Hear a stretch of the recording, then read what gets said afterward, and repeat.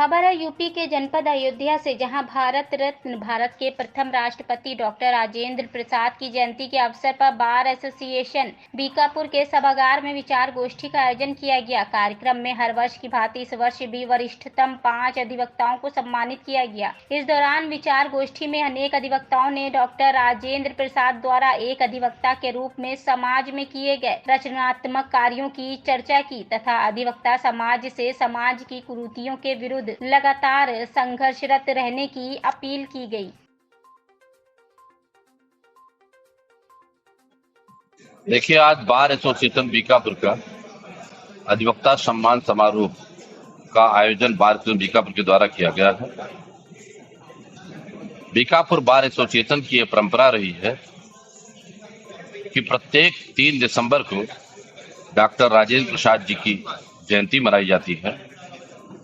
उसी दिवस पर यहाँ पर अधिवक्ताओं का सम्मान समारोह भी आयोजित किया जाता है। आज उस कड़ी में हमारे 5 सम्मानित होने वाले साथियों को सम्मानित किया गया है, जिसमें हमारे सम्मानित साथी भाई राम सजीव चौरसिया जी, दूसरे साथी भाई बब्बन प्रसाद पांडे जी, देवी दयाल मिश्रा जी, पुष्पराज सिंह जी और अवधेश प्रताप सिंह।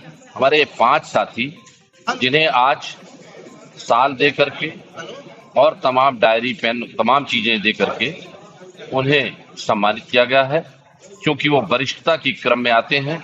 इस कारण आज उनका सम्मान समारोह के तहत सम्मानित किया गया। बीकापुर बार एसोसिएशन प्रत्येक वर्ष हमारे अधिवक्ताओं के लिए अगर कोई कैजुअलिटी हो जाती है,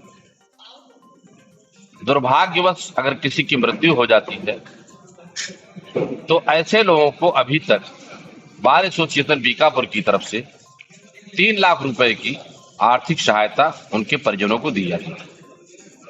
आज मैंने इस बात की घोषणा किया है कि बीकापुर बार एसोसिएशन के ऐसे सदस्यों की जिनकी आकस्मिक मृत्यु हो जाती है, उन्हें 4 लाख रुपए दिया जाएगा।